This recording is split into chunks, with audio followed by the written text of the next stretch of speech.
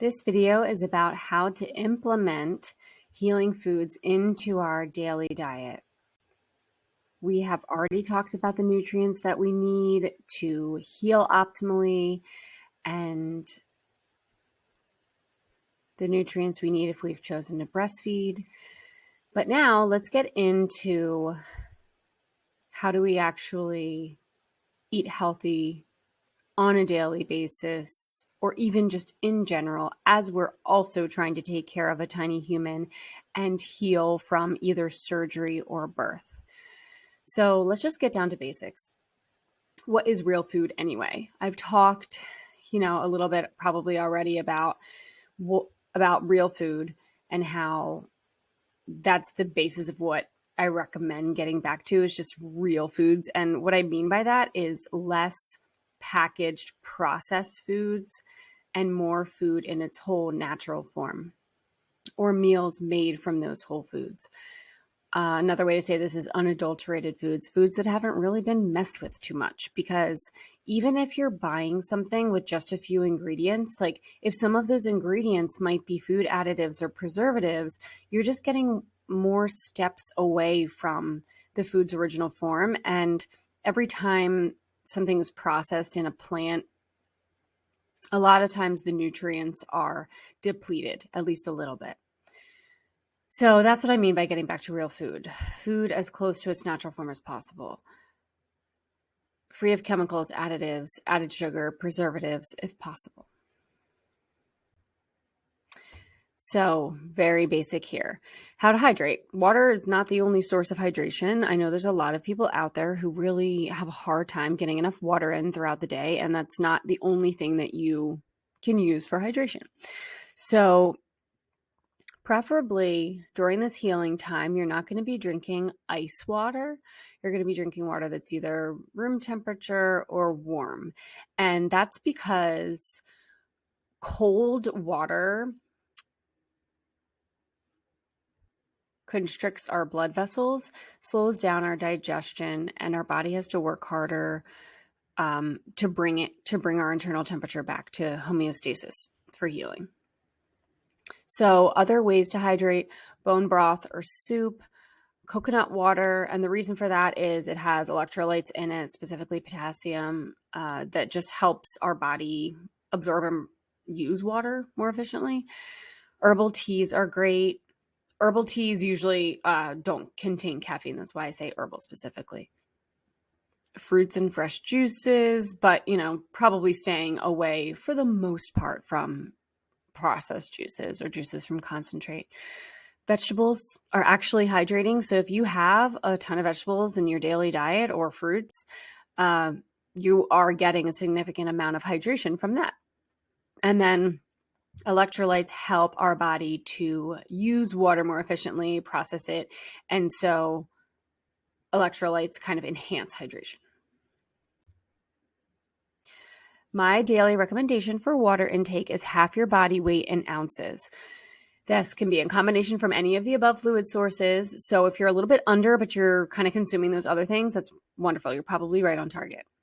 Caffeine and alcohol would be subtracted from that. I am not here to tell anyone they're not allowed to drink or have caffeine, but just be mindful of how much and try to replace that amount with hydrating fluids. I do believe that there is such a thing as too much water. This can be a controversial topic because I know there's a lot of people out there with their gallon jugs of 128 ounces of water, which is how much is in a gallon, and they're trying to drink that every day. I just don't recommend it. Too much water can dilute nutrients before they can really be absorbed into your system. It strains the kidneys from having to constantly flush, and it dilutes the electrolytes in your blood, which to an extreme can be dangerous. So I do think there's a such thing as too much water. And I would say half your body weight in ounces up to 100 ounces. So even if you are 200 pounds, I still don't recommend going beyond that 100 ounces of water. So if it works for you, do what works for you in your body. You know your body best, but that is my recommendation for hydration. So let's talk about how do we get each of the macronutrients into our daily diet. Fat. We get it from the recommendations from my perspective are cold pressed oils such as olive oil, coconut oil, avocado oil, walnut and flaxseed oil. Also animal source fats such as tallow, lard, and butter. Eggs, fatty meat, fatty fish. Eggs get more than half of their calories from fat, so that's why they're under this fat category. Nuts and seeds are considered fats. Avocado is a healthy fat. Nut and seed butters, cheese, full fat dairy. I do not recommend low fat dairy or fat-free dairy. And then dark chocolate can be a source of fat too. So think about these things when you consume any of these things, that is a great way to get healthy fats into your diet. Carbohydrates. So people don't usually think of vegetables as carbs, but they are. All vegetables have carbohydrates. Fruits also have a lot of carbohydrates. We probably know that since we know fruit has sugar. And then there's other starches. So do this as to what you can tolerate, right? So some people don't do well with wheat or gluten-containing grains. If those don't work well for you, feel free to steer clear from them in postpartum. But don't be scared off by what a lot of wellness influencers say, which is, you can't have any gluten or else, you're not going to be able to be healthy. Do what works for your body, and then you can start honing in a little more tightly, maybe once you've healed a little bit more. But right now, just focus on getting food in your body, and these are the ways you can get these macronutrients. So grains such as oats, rice, wheat, and then beans and legumes would also be under the carbohydrates category. I do know that they contain some protein, but they are mostly starch. So consider them a good source of carbohydrates if you can tolerate them. Protein. So seafood such as fish and shellfish, meat such as beef, wild game, poultry, and pork. Dairy contains protein, including milk, yogurt, and cheese. Eggs contain protein. So the white part of eggs is the protein, the yellow part is the fat. Collagen peptides are a great supplement to add to your diet. And they have, the ones I get are grass-fed, and I've gotten a few different brands, and they all have 20 grams of protein in one scoop, which is fabulous. You can mix it right into smoothies, coffee, broth, or just plain water. I get the unflavored and do just plain water. Beans can be considered protein, although they're primarily a carb.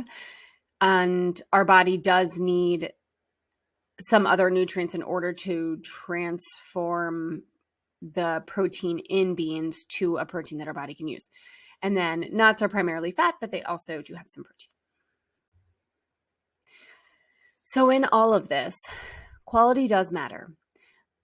I don't want to drive this point home too heavily because I don't want you to put too much pressure on yourself, but just please take this for what it's worth, because it is true. Free range and pastured eggs and chicken are what I recommend. What is optimal? Do I always do this?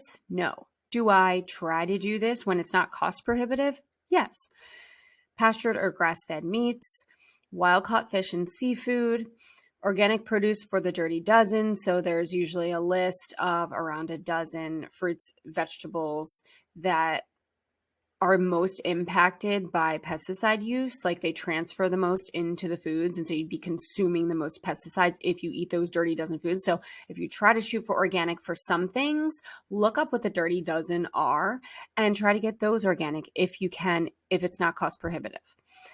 Organic dairy and raw when possible, because raw dairy has all of the nutrients and the enzymes contained in it to help us digest it and absorb all of the nutrients.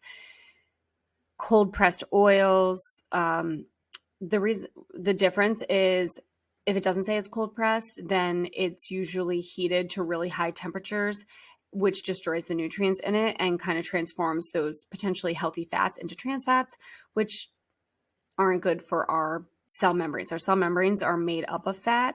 And so basically what becomes the foundation of our cells can start off in not an ideal place if we're not eating the right fats. So avoiding over-processed vegetable oils like canola oil is what I recommend. So this is a sidebar for vegetarians. You absolutely can eat a healthy diet and be healthy postpartum as a vegetarian, but If you are one, I do recommend focusing on quality even more, because you might have to try a little bit harder to get that good protein in, to get all of the nutrients that you need to heal properly. So if you're not eating meat or seafood, you need more emphasis on sourcing, organic when possible, cultured dairy, which is like fermented dairy like yogurt, kefir, free range eggs when possible. Brewer's yeast and molasses can contain B12, so that could be a good source for that. Soy, if you're going to be eating soy as a vegetarian, which many do, I recommend organic and or fermented. Organic because so much of the soy produced in the United States is genetically modified. And if it's organic, then it's not genetically modified automatically. And then fermented will help our body process it and get the nutrients from it most efficiently. Fermented soy are things like tempeh. Properly prepare seeds, nuts, grains, and legumes. This may mean soaking, sprouting, and fermenting. I would look into those processes if you're vegetarian, because then you can really maximize the nutrients that you're getting from your food, and it will make a difference. I don't like to cut out any groups of people, but I really cannot recommend a vegan diet, especially at this time, postpartum. I do realize that there are outliers out there who maybe a vegan diet can work for, but I just don't think the science is there, in that I don't think you can get all of the nutrients that you need without any animal products. And so for vegetarians, I do think it's essential to be eating eggs, and then if you're a pescatarian, even better. If you're a pescatarian, you can absolutely get everything that you need. So that's where I stand on the vegan front. So, balanced eating tips. Incorporate a balance of macronutrients in your daily routine. But please don't count. If tracking your food is something that is helpful for you, at least for a short period of time, just to kind of get an idea of what's going into your body, that's okay. But the thing with counting macronutrients or counting calories is that it can really be a slippery slope towards disordered eating and an obsession. So I don't necessarily recommend it, especially at this time when you've got so much other things to worry about. But if you strive for variety, if you consider seasonal and local foods when possible, if you get a variety of colors of produce and fruit, meaning a variety of nutrients, that's probably going to get you a lot of what you need. Another thing is you can consider water quality. There are filters. You can do a filter on your whole house. You can just get a standalone water filter for drinking water, and just being a little bit aware of the sources of your water is something to consider. Focusing on foods in their whole form over processed when possible, of course. Healing foods. So if we're really getting down to those ideal foods that are going to help our body heal fastest, these are the foods we're talking about. Warming foods, slow cooked foods, bone broth, herbal teas, fatty fish and meat, getting that good fat, getting that good protein, getting that good hydration, that good collagen, replenishing it in your body. Those are the things that are going to get you to heal optimally. Warming foods aren't necessarily just warm foods. They're also, it's like a traditional Chinese medicine philosophy that really focuses on foods that kind of like open up your blood vessels, get the blood flowing, and doesn't always mean hot foods, but for the most part, it kind of coincides. So I just wanted to give a couple examples of some really healing foods. So this oxtail stew is something I made after having my second baby. It's from the First 40 Days book, which I do highly recommend. There's a lot of recipes in there, and there's a lot of educational information on just like the history of the fourth trimester and why it's so important for us to rest and heal during this time. So in the book, there's an emphasis on warm healing foods such as soups and stews. And this stew has a gelatinous broth, which brings collagen and healthy fats with it to promote and accelerate tissue healing. I mean, this soup, even just like a bowl of this stew, was so filling because everything about it was so nutritious. This This kanji recipe is also in the First 40 Days book. It has well-cooked grains and starchy vegetables. Well, no, it doesn't have starchy vegetables, but well-cooked grains and starchy vegetables provide energy in the form of carbs and encourage elimination of toxins from the fiber they contain. This doesn't have vegetables, but it's grains. And what I did was, this recipe was humongous, so you can probably have it if you have this book, but I put the leftovers in a silicone muffin tin and froze them, and then put them in a gallon bag so I could just take out 2 of the frozen muffins and like reheat them on the stove in a small saucepan with a little bit of milk and just reconstitute it. And I did that for breakfast. And this is a real picture of one of my postpartum breakfasts.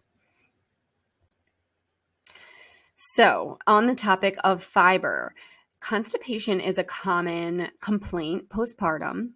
And so we're going to talk about fiber in this slide. Soluble fiber can improve digestion and lower blood sugar. Things that have soluble fiber include, but are not limited to, oats, peas, beans, apples, citrus, carrots. Insoluble fiber can soften stool to help it pass because we can't digest or absorb this fiber. So it kind of goes through our system, but it's purposeful in that it's going through our system to help pass through toxins and eliminate the things that we don't need. So wheat, nuts, beans, cauliflower, green beans, potatoes, and more. Both kinds of fiber are important for keeping our bowels moving, and a lot of foods contain both of them.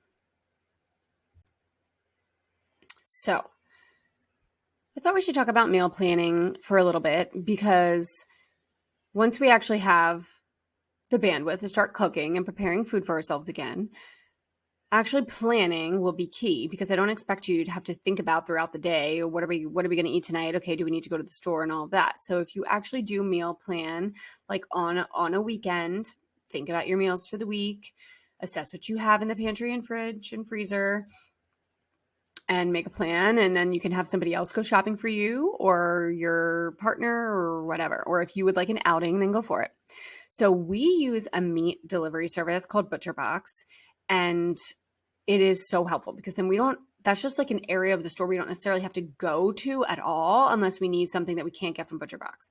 So we use the proteins as a starting off point to plan for each week, and then we kind of build from there, which is awesome. So we already know we're starting with really good quality protein and then building from there. If you do need an outing with the babe, grocery trips can be great, because you can take as long as you need to. You can just totally take your time. And you can either wear the baby and then use the cart, or sometimes I've even taken them in the carrier in my little stroller and used the stroller as a cart. So you can try either. So what I recommend when you're meal planning is not to like pick a bunch of new recipes and put pressure on yourself to starting all these new recipes in 1 week. Start with the basics that you're familiar with, old meal staples that you love.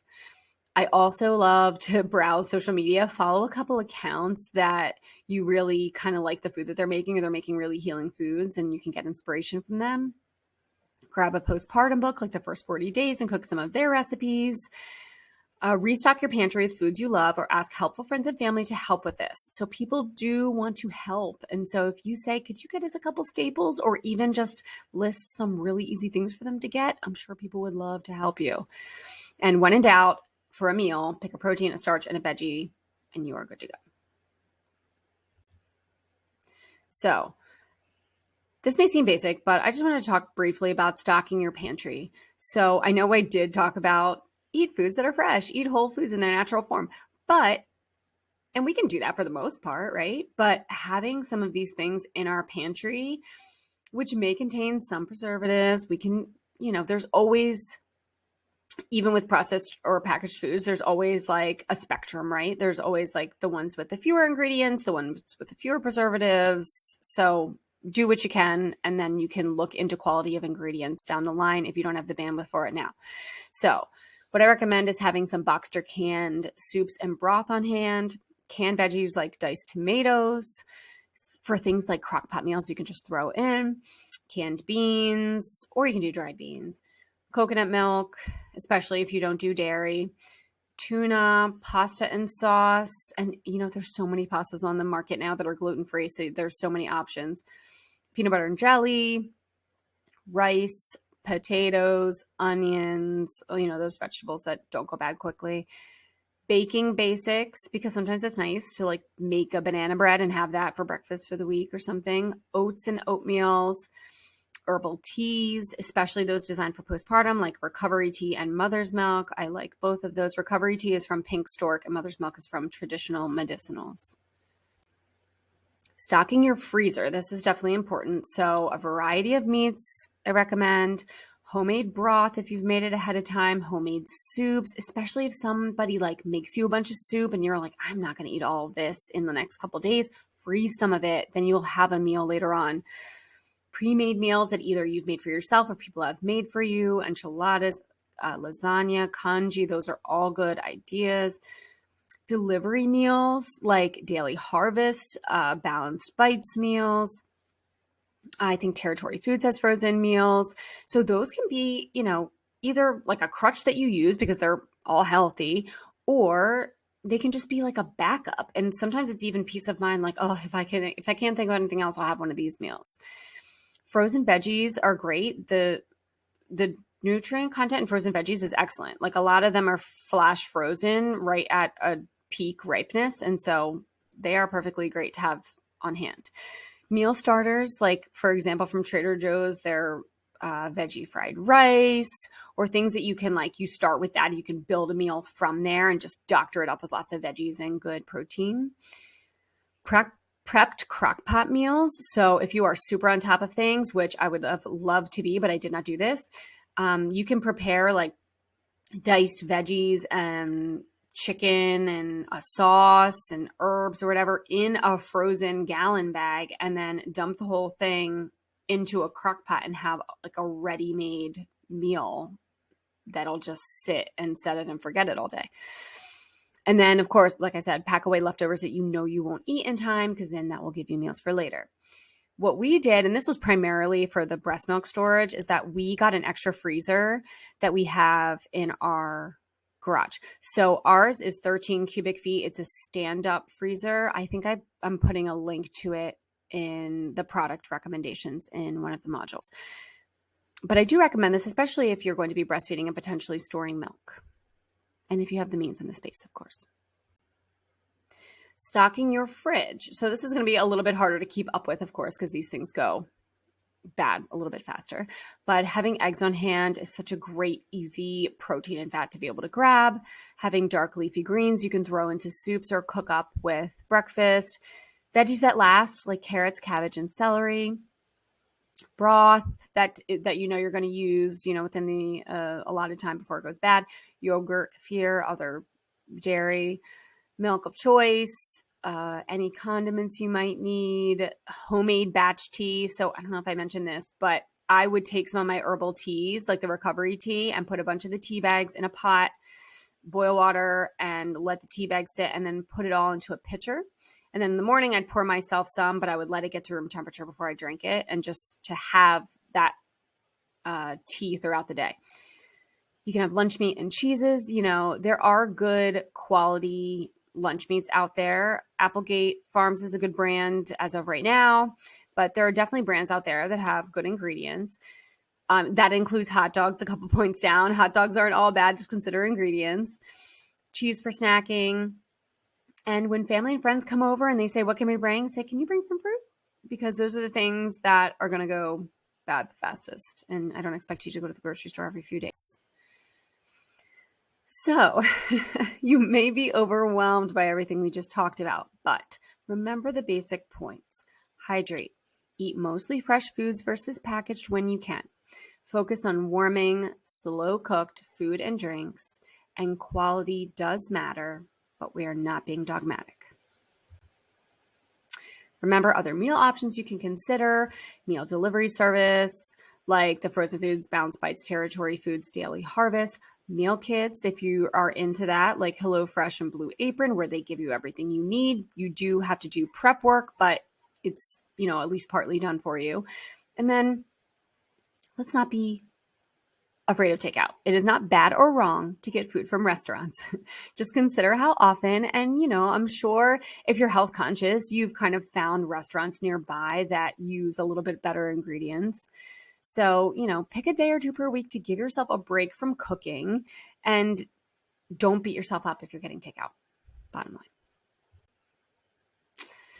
I do have to make a point for this because I know we're talking a lot about nutrition recommendations, and it's an area of conflict for me, because while I want to talk about how can we optimize our healing, because hey, we actually do have control over this, I do not want to go down this rabbit hole of postpartum dieting. I do not think we should be dieting postpartum. I do not recommend this.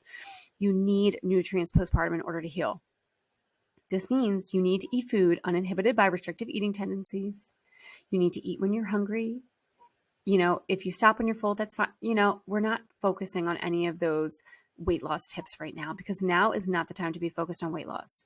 Restriction in your diet right now can impede healing and stifle milk supply. Okay, so really for your health, it actually is counterintuitive to be dieting. So you can, like I said, once you're healed, you can hone in a little bit more if you want, but please do not focus on dieting right now. Again, I hope you're not too overwhelmed. Please don't get caught up in the dogma surrounding food during this time. Don't feel the need to try to eat perfectly like some people might portray on their Instagrams. Remember, again, I'm beating a dead horse. Food and liquid and body, that's the priority. When you're ready, you can go from there. I think it's actually really exciting that we can have some control over how efficient our healing is by focusing on healing foods. But you're not hurting yourself or your baby by focusing on other things at this time, because I have a feeling you have other things going on. Oh yes, and next thing we're going to talk about things to avoid if possible. But I just wanted to include this slide because these are 3 things I actually made postpartum, and they weren't that hard. The thing on the far right, I think, is pumpkin turkey chili. There's a mushroom soup in the middle, and then on the left is a really nutrient dense chicken soup with just tons of veggies. These are the kind of things that are going to give you those nutrients for healing. And I know you all can do it. I hope this made you empowered and excited and not too overwhelmed. I will see you in the next video. Thank you so much.